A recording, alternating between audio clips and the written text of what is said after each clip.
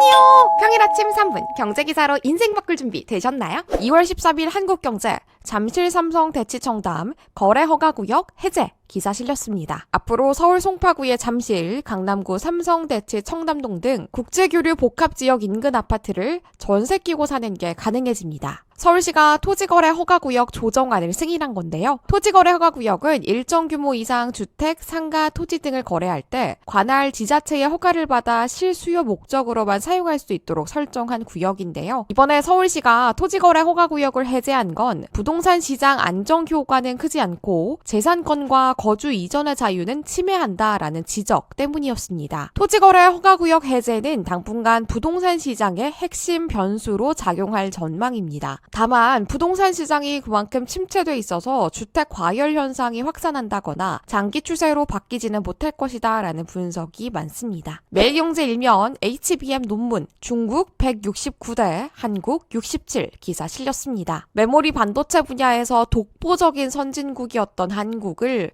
중국이 턱 밑까지 바짝 쫓아왔습니다. 무엇보다 AI 시대의 필수품인 HBM 고대역폭 메모리 원천 기술은 사실상 중국이 한국을 역전했다라고 볼 수 있는데요. 최신 HBM 연구 동향을 분석한 결과 지난해 중국의 학술기관은 HBM 부문에서 논문 총 169편을 등재한 것으로 집계됐지만 한국의 논문은 67편에 불과했습니다. 세계 HBM 시장의 90%를 한국이 차지하고 있지만 기초 연구에서는 중국에 추월당한 셈입니다. 중국의 반도체 기술 개발 속도가 워낙 빨라서 언제까지나 1위라는 것에 만족하며 안주할 수 없는 상황이 되었습니다. 한겨레 일면 관세 폭탄 막을 트럼프와 담판, 한국에는 파트너가 없다. 기사 실렸습니다. 트럼프 미국 대통령이 다음 달 12일부터 자국에 수입되는 철강과 알루미늄 제품에 25% 관세를 부과하겠다라고 밝히면서 그전까지 예외와 면제 조치를 받아내려는 각국의 외교전이 달아오르고 있습니다. 한국 역시 트럼프 일기 때처럼 협상을 통해서 예외를 인정받는 게 최선입니다. 하지만 우리나라는 권력 공백이 장기화되고 있죠. 정상 간 담판을 선호하는 트럼프 대통령과의 정상 외교는 사실상 불가능한 상황입니다. 상황이 이런 만큼 트럼프 외교에서 한국의 순번은 당분간 뒤에 있을 수밖에 없는데요. 한편에서는 그의 레이더에서 당분간은 벗어나 있는 게 꼭 나쁘지만은 않다라는 견해도 있습니다. 하지만 여기서 끝이 아닙니다. 이건 거대한 무역전쟁의 서곡일 뿐이다 라고 전문가들이 경고하는데요. 앞으로 한국, 유럽, 일본 등에 더욱 가혹한 요구가 잇따를 수도 있다라고 합니다. 일주일 중 가장 고비라는 목요일입니다. 다들 스트레칭 쫙